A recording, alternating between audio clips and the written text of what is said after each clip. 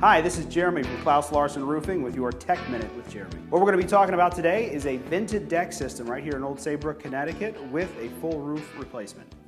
Now, as you can see in this footage, the roof is actually being pulled off by hand. All the roofing material, the nails are no longer holding. The plywood no longer has any structural integrity whatsoever.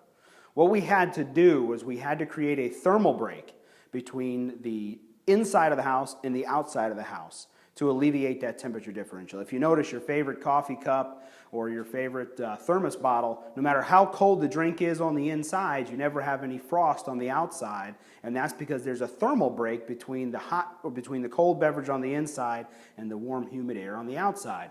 So our initial inspection of this house revealed some leaking on the interior. When we got up on the roof itself, we found the plywood was very soft in a number of places. This led us to believe that there was possibly a very serious moisture problem with this house.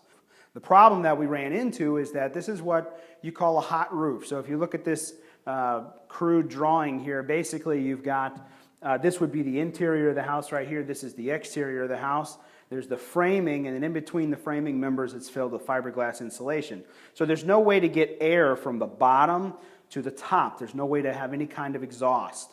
What we did is after the old roof was removed down to the bare plywood deck, we installed 2 layers of foam insulation board on top of the existing deck. This gives us that thermal break. Think back to that thermos bottle illustration we just used. Then we laid a furring strip on top of the foam and a new plywood deck on top of the furring strip. So what you end up with is you have the furring strips coming down this way, and you've got them every 16 inches.